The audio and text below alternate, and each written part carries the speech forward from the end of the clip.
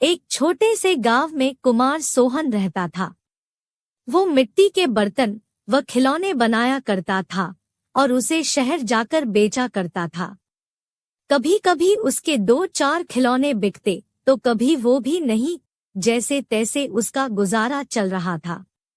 एक दिन उसकी बीबी शीला बोली, सुनो जी, क्यों न शहर जाकर कोई नौकरी ही कर लो। नौकरी करोगे तो महीने के अंत में कुछ धन तो आएगा। बीवी की बात सुन अब सोहन को भी ऐसा ही लगने लगा था, पर उसको मिट्टी के खिलौने बनाने का बहुत शौक था, लेकिन हालात से मजबूर था।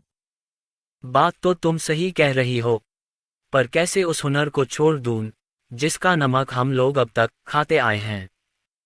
मैं जानती हूँ आप बहुत मेहनत और लगन से खिलौने बनाते हो, पर बाजार में बिक्री ना होने से अब हमारा गुजारा नहीं होता। अब तो यह हालत हो गई है कि रसोई में अन्न का एक दाना भी नहीं बचा। ठीक है, मैं कल सुबह ही शहर जाकर कोई न कोई नौकरी तलाश करता हूँ। अगले दिन वो शहर के लिए रवाना हो गया और एक व्यापारी के पास वह नौकरी करने लगा।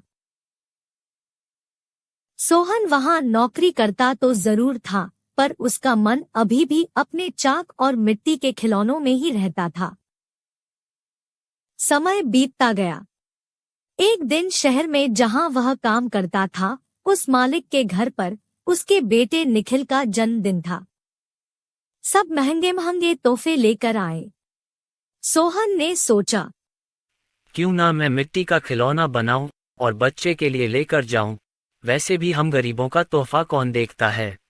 यह सोचकर वह मिट्टी का खिलौना बनाया और बनाकर जन्मदिन पर ले गया।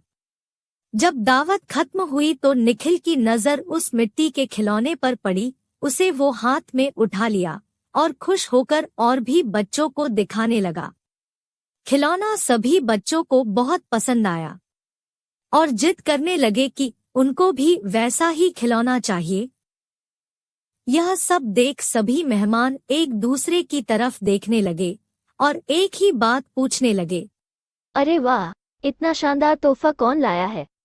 इतना महंगा तोहफा ये किसने लाया होगा? ये खिलौना तो शायद आपका नौकर सोहन लाया है।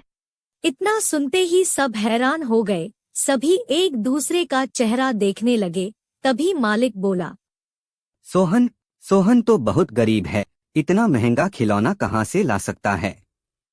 हाँ, मैंने देखा है, ये खिलौना सोहन ही लाया है। ठीक है, सोहन को बुलाओ, उससे पूछो कि ये खिलौना वह कहाँ से खरीदा है। वहां सोहन आता